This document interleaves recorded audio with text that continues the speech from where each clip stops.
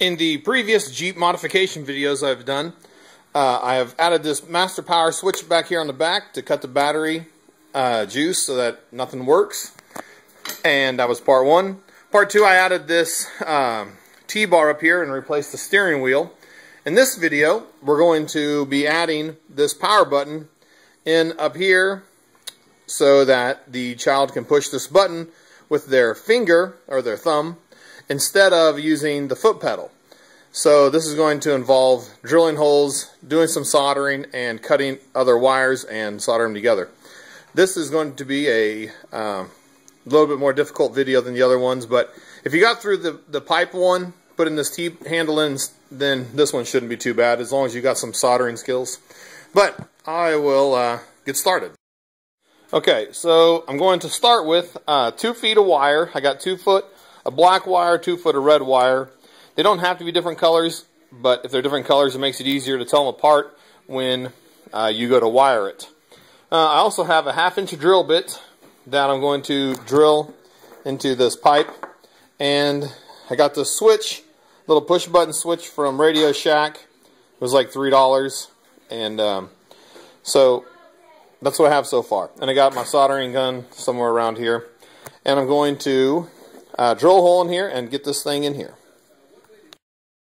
Now, these switches come with a little plastic ring, a little washer on here, and we're not going to use this. So go ahead and take it off. And I got this hole drilled. Now, when you drill this, you can't just go straight with the 1/2 inch bit. You got to go with a smaller one, then a larger one, and work your way up to 1/2 inch. But I got the washer off of this, and there's a 1/2 inch hole, and this thing slides right in there. So it looks nice and official, like it was meant to go in there. And we're going to hold it in with some hot glue in the end. So the next thing to do is to take your wire. Like I said, this is 2 feet, red and black, different colors, so you can tell them apart on the other end. And we're going to feed these down through the hole and pull them out of here and solder them on to this switch. And I'm also going to use some heat shrink to make it look real professional and hopefully not short on each other when they're connected. I'll show you what that looks like. So I got these soldered on. Just a little trick if you need help holding it. Put it in your vice grips and just tighten it up, just tight enough to hold it still. And my camera doesn't focus very well, but I got them soldered on here. So now I'm going to put a piece of heat shrink over both of these just to keep them from shorting anything out. And then we're going to put it in the T-bar and then install it into the vehicle. So there it is with the heat shrink on it. And now it's just a matter of feeding this down through the T-bar, and I'll do that right now. If you followed the video in part 2, you should, you should see this when you pull the T-bar off. Piece of wood in there with the nut. And so what we want to do is we need some place to run the wires down through the wood. So I got a smaller size drill bit, and I'm just going to drill a hole right through the wood right down here, and then run the wires through it. And I'll show you that. Okay, so now you can see the 2 small holes that I drilled in there. And it's just one for each of the wires. So we're going to feed these through. The black one here. It just feeds down through. Then we'll feed the red one through. It's hard to do it and hold this camera, but we'll do it. And here they are. They're coming out down here underneath. So we're going to just pull that a little bit more. And here's the handle. Go ahead and put it up here. So there, now it's all hidden back inside there. There they are. And now we can reattach the screw holding this T-bar on. We'll shove this down in here a little bit more. There, it's in. Put the screw back in, and that part is done. The button is ready, and I put a little hot glue in underneath it to help hold it in place. And you just got to be careful not to get any glue back between the red and the black so the button gets stuck. If you do that, well, try to get it out or buy another switch. Okay, so now we got these wires down through here. We're going to see if they'll fit right down here next to the driving shaft here.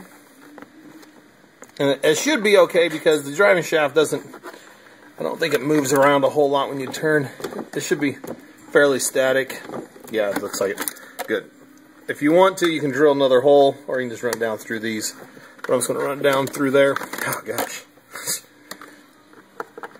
When you're doing this, it'll be a little easier since you'll have two hands.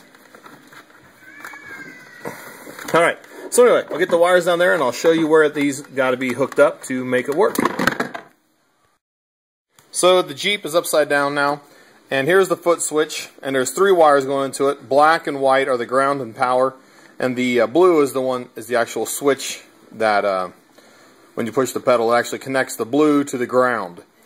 And so we're going to splice into the blue and the white. Now we want to leave a little bit of room here because we might do another project later, and we want to have some wire left before it goes into the switch. So I'm going to come back here about, I don't know, 5 or 6 inches and splice in back here. First thing you want to do is make sure your battery's unplugged. And I took out this little wire retention down here, the wire retainer down here, so I could have a little bit more room to work. We're going to splice into here, splice into these white and blue ones, and solder them on. And we're going to leave the foot pedal disconnected for now. We're going to cut these off, solder them onto the incoming wires from the finger switch we put in. Also, I went ahead and I got chicken, and I got scared of this drive shaft hurting those wires, so I did drill another hole from the bottom. It's a lot easier, and I ran the wires through that little hole. So anyway, I'll show you how to solder these on.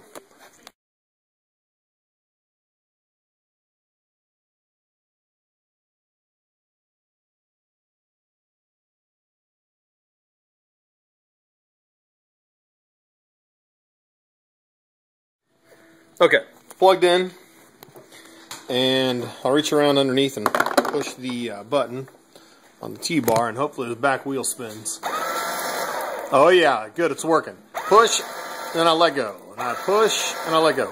Good, it's working like it's supposed to. And you can see here, these 2 wires up here are still disconnected, and these are now hooked up. So now I need to take this wire thing and wire holder and put it back in down here and get all these wires tied up so they don't fly around when the Jeep's moving. So here's the Jeep. The switch is in the off position. You can see the button doesn't do anything. Move this over to the on position, and now it's throwing the four-wheeler forward, or throwing the Jeep forward. And here's my volunteer to try this out.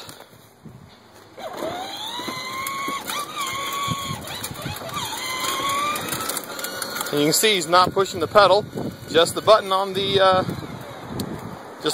steering wheel. How is it? Good. Is it easy to drive? Yeah. Do you think Faith will like it? Yeah. Faith is my niece, and she has spina bifida, and that means that her legs don't work as well as other kids. So that's the whole purpose of putting the switch up here on the top, so she can push it and drive along with their cousins. Go ahead and put it in reverse. And the reverse should still work, I hope. Push the reverse, and then go ahead and try the button now. Oh good, it still works. If you have any questions about how I put this together, let me know in the comments. Send me a message. I usually try to reply to some of the questions I get, and I'll try to answer them as best I can. Anyway, thanks for watching, and check out the other 2 videos that show you how to get the Jeep this far along. Thanks again for watching.